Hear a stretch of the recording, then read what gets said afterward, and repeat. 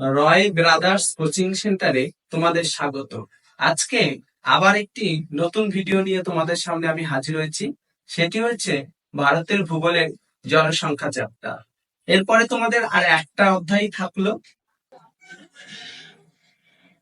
জনসংখ্যা চ্যাপ্টারে ভারতের যে কটি প্রশ্ন আমি বাছাই করে তোমাদের জন্য নিয়েছি, তার মধ্যে উল্লেখযোগ্য প্রশ্ন হলো, দেখো, ভারতের জনঘনত্ব কত? প্রতি বর্গ কিমিতে 382 জন। ভারতের জনবিরল রাজ্য কোনটি? সিকিম। তোমরা আমাকে একটা প্রশ্ন বলবে, ভারতের সব থেকে বেশি জনঘনত্ব যুক্ত রাজ্য কোনটি? 3 নম্বর প্রশ্ন, ভারতের সার্বিক সাক্ষরতার হার কত? 74.04%। 4 নম্বর প্রশ্ন, ভারতের কোন রাজ্যে সাক্ষরতার হার সব থেকে বেশি? দক্ষিণ ভারতে কেরল, সেখানে সাক্ষরতার হার 93.91%। 5 নম্বর, আদম শুমারি কথার অর্থ কি? জনগণনা।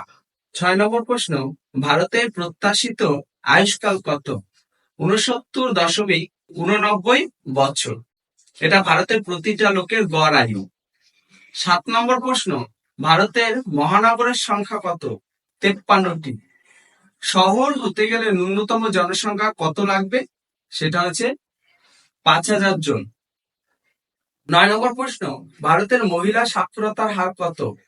65.46%। নগরের জনসংখ্যা কত?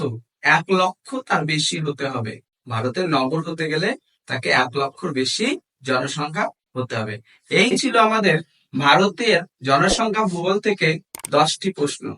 যদি ভিডিওটি ভালো লাগে, পাশে থেকে লাইক, শেয়ার, কমেন্ট করতে ভুলবে না এবং বন্ধুদের মাঝখানে শেয়ার করতে কখনো ভুলবে না। ধন্যবাদ সকলকে।